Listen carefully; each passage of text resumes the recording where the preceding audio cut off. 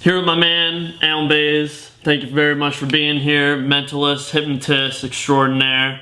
And he's a good buddy of mine now that we're out here in California. I just brought Scott here to talk about some of the stuff that he knows. He has a lot of experience with hypnotism especially, but you practiced with magic before. You have a lot of friends in this field, know a lot of people in this industry. A lot of my demographic is younger audience, but there are some people who are older and they say, oh, I'm like 26, I'm 27, I'm 32.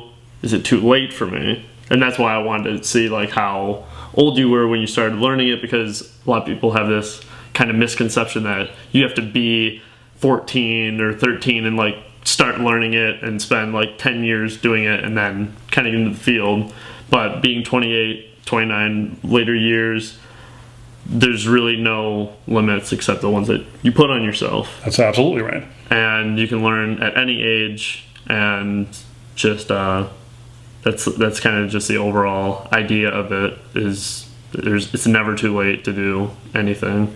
It's not, and I would tell anybody who thinks that way to never put yourself in a box. Never create walls for yourself that way, because you are going to become what you feel, what you believe, and you will. You're shackling yourself when you do that. If it's something that you have a passion for, something that you love, jump into it, go after it, do it. Follow it. You'll learn in time whether it's right for you or not. As we know as performers in magic, the very first rule that everybody has to understand is if it can go wrong, it will go wrong at some point in time. Murphy's Law. Murphy's Law. And what you have to learn, and it took me a long time to learn myself, is you can't please everybody. And there are going to be times that we mess up. And as any magician know, have a good out. Right. Have a good out, but it's going to happen. And the biggest thing that I see, because I felt this many times myself, in my younger years especially, is when something goes wrong, it devastates you to the point where it almost cripples you from performance.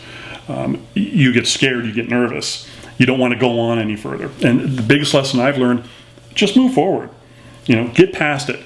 If you make a mistake, drop what you're doing, move on to the next thing. It's not the end of the world. It's going to happen. I think once everybody realizes mistakes happen, it's going to happen to us all. It's going to continue to happen to me at times. It's going to continue to happen to everybody out there at times. Don't worry about those parts. Focus on the things that do work, the people that do want to see what you're doing. It will overshadow all the negative things. In any category, magic, for example, hypnosis. Hypnosis is also a lot of audience management. And the very first part that I would recommend anybody learn and really start becoming aware of the concept is building rapport with your spectators and your audience.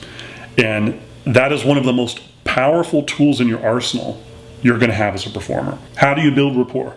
How do you accomplish that? It's very simple. It's a very simple solution. And that is to, number one, be yourself. Be likable. Be somebody that's approachable.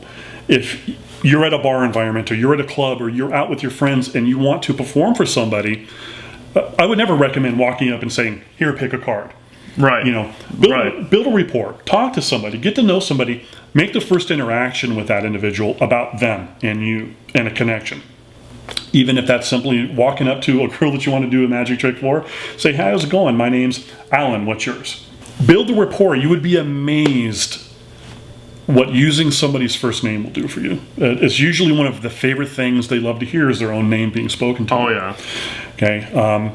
A book I would recommend to everybody to read is How to Win Friends and Influence People. When I go up and I just meet somebody cold, or I walk up and introduce myself to them, my first number one goal is to learn a little bit about them.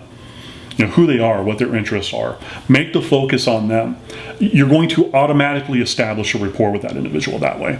Once that happens, and once you have a rapport going on, it's a simple matter of transitioning into performance, because they're going to want to know you at that point. They're going to want to know what you're about, what you do. One of the laws of influence is reciprocation. So if you give them something, an interest in them, they feel obligated subconsciously to kind of return the favor. It's like if I were to offer someone a drink and then ask them for a favor later, they may not think about it, but it's just like, yeah, I kind of owe them, and yeah, I'll do something nice for them because they were nice to me. It's the rule of reciprocation. And absolutely, and what that's going to do is you've brought down their walls. They're no longer seeing you as an opponent. And I think that's a big mistake that a lot of magicians make.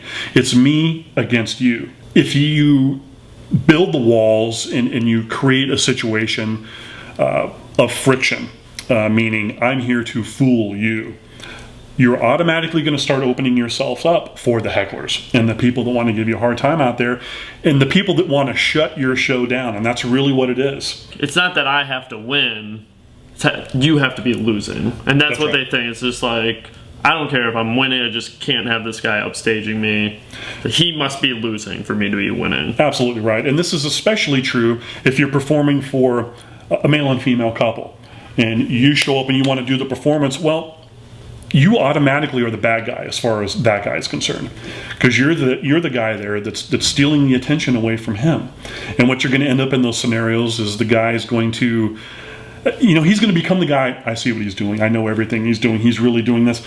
And you have an enemy at the table. You want to establish that rapport with those people from the beginning, not just her, him as well. Establish the rapport with the audience. Once you do, once they like you, once you've shown them, I am a likable guy, I'm just here to share an experience with you, your heckling is going to disappear. You're going to get people that are on your side. They want you to be successful. They want you to win. They want to see what you do. Anytime that you approach somebody to perform magic and you use the term tricks, hey, let me show you a trick. Trick has a very specific meaning, and that is you're here to trick me. Mm-hmm. Okay, automatically you're establishing a challenge when you use that term.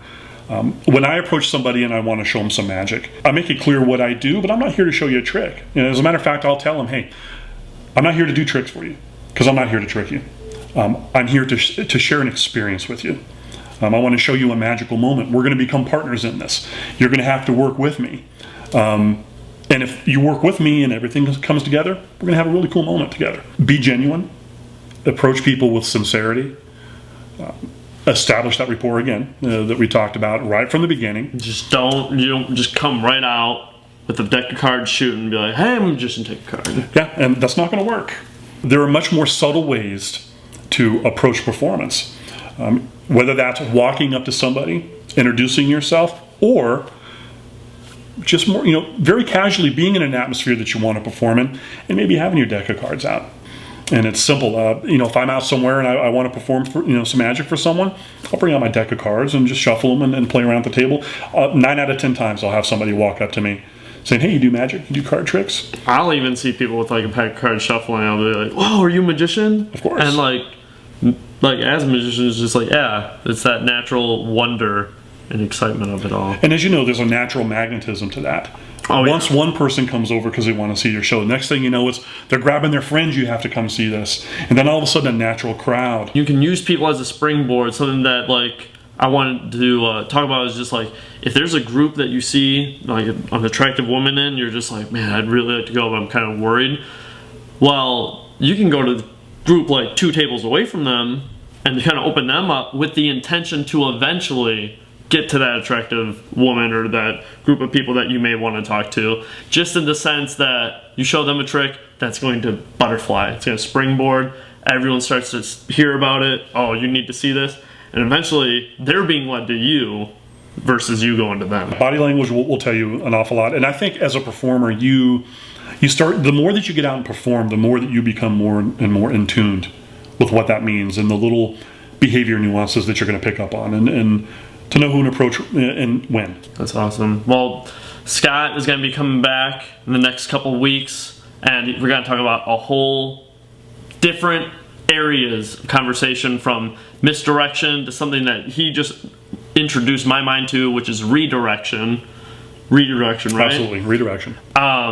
Getting over the shakes, how to make money in magic, hypnosis, mentalism. A lot of you guys want to know that.